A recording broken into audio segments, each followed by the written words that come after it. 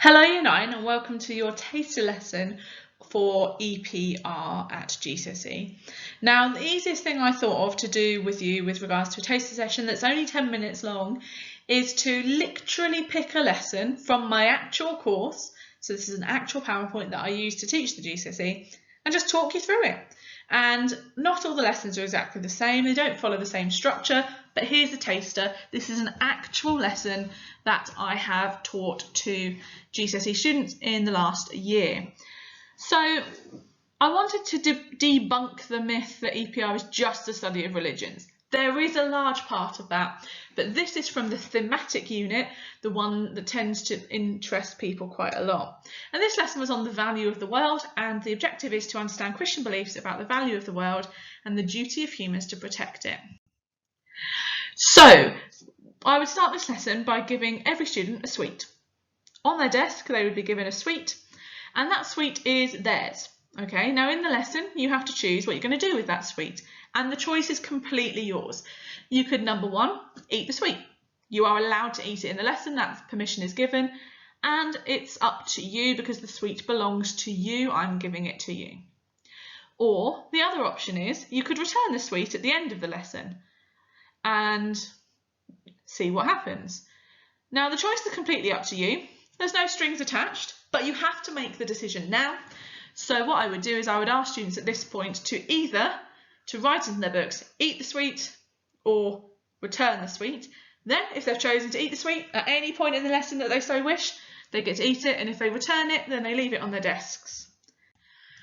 Then we would often start our lessons with a mind map task, getting us thinking about our topic. So I would say to students, what gives value to the world for you? What makes the world special, important, a place that you want to exist?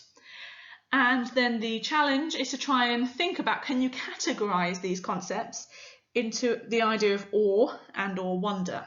Then I would set students off for 5 minutes to have a go at coming up with their mind map. We would then come back together. I'd get people to give me their suggestions. We'd put them on the board. Normally I get suggestions like my family, beautiful views, things like that. And we would talk about the concept of why those things are valuable to students. No right or wrong answers at this point, just thinking.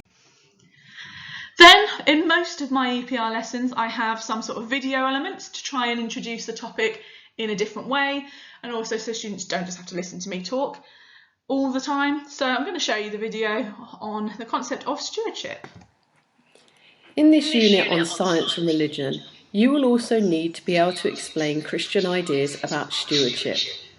Stewardship is referring to the way in which humans are required by God to act as caretakers for the world. The starting point for this teaching in Christianity is to understand that, as Psalm 24 says, the earth is the Lord's and everything in it. As humans, we have been given the world to enjoy, but we also have been given the responsibility to act as caretakers for the world. In Genesis 1, we see that God created the world good, and as stewards, Christians believe that humans need to conserve and preserve the world. In acting in this way, Christians are being obedient towards God, and this is reflected in the Pope's teaching. In 1988, the Pope said, "The earth and all life on it is a gift from God, given to us to share and develop, not to dominate and exploit."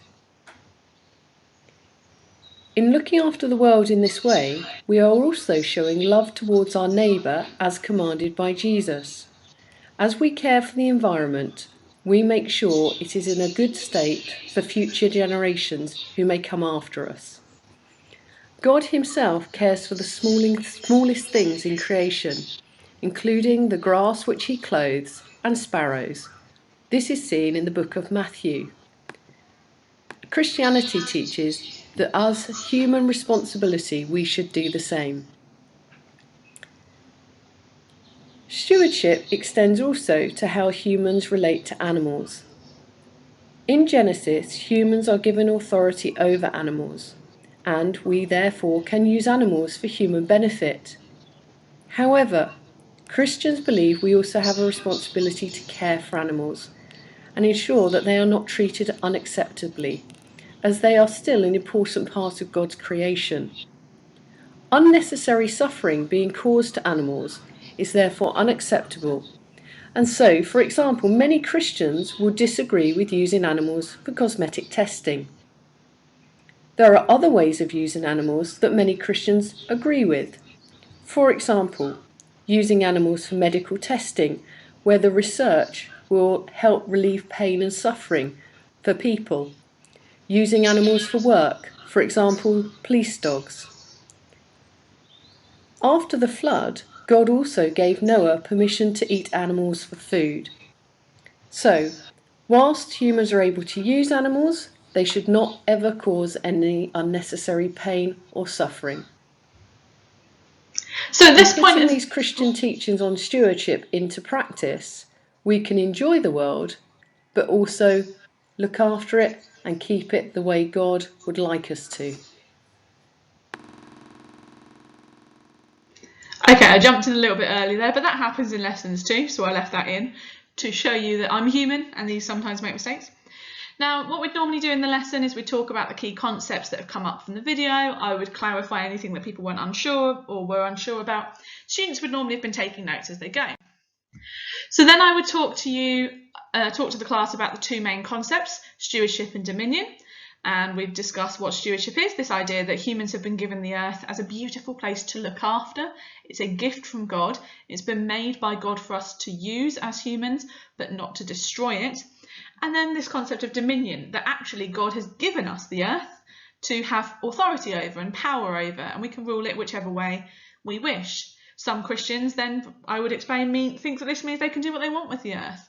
But the majority of Christians believe in the concept of stewardship. And we talk about those concepts and whether you agree, disagree, which side of that you fall on. So it's about religion, but also about personal opinion. Then there would be a series of tasks to ensure that we have sort of the right notes into our book. This would be the over to you type task. Sometimes I call it up climb the mountain. And it's a series of activities that students do to engage in all the concepts that we've just looked at. And with a climb the mountain task, you start at the bottom, and the idea is to climb up with the tasks getting gradually harder as you go. And then we come back to our plenary, which in this case was our sweet experiments. And anybody who has the sweet to return would be asked to bring it to the front. And what I would do is I would, instead of taking their sweet from them, I would give them a second sweet.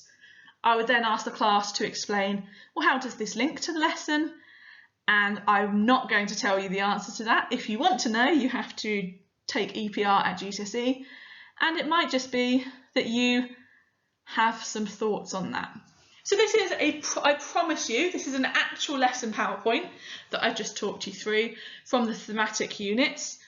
And if you have any questions about what EPR would look like, this is an idea of the sorts of things you could expect. Lots of discussions, lots of videos, lots of thought experiments and written work, followed with some religious teachings, but also personal views as well.